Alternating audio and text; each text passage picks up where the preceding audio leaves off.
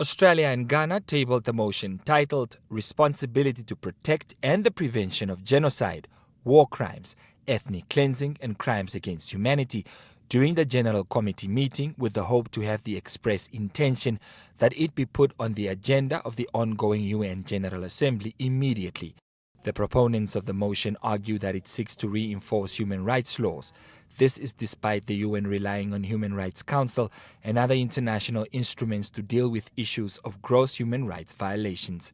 International Relations and Cooperation Minister says Namibia's vote against the procedure was informed by the details of the motion, which could be used by UN member states to resort to military interventions in other countries without going through the Security Council, which in terms of the UN Charter has the mandate to maintain international peace and security. Concerns are that there are also no legal instruments to back the motion, and therefore Namibia plus 20 others who voted against the rushed procedure feel the motion should have been interrogated first by the General Committee over a period of time before putting it on the General Assembly agenda. There is even a procedure to say issues to be discussed during the General Assembly. They are normally discussed over a period of time, and there's a deadline for the committee to discuss those issues. But in this particular case, just on a Thursday, an issue is being introduced, let us discuss.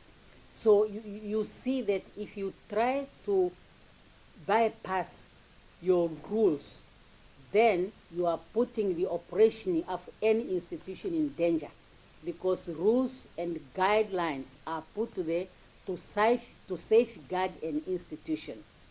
And that's why we are saying, we are not saying issues of protecting human rights should not be discussed, but we are saying when issues are put into the agenda, the procedures that are agreed need to be followed. She cautions that in the long run, such military interventions can supersede the sovereignty of member states. If they say protection of human rights is no longer a collective responsibility, but give a blank check for any member state to go into any other member states on itself, will that be maintenance of peace by the United Nations? So that's the big question Namibian people have to understand. Namibia's vote has come under criticism at home, with some arguing that it is intended to divert world attention from the infamous Lubango dungeons, which the country's top diplomat dismissed as misplaced reaction.